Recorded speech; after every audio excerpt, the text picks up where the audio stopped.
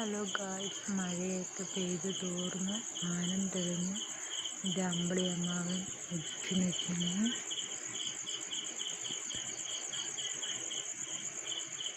ആകാശത്ത് നല്ല നിലാവെളിച്ചമുണ്ട്.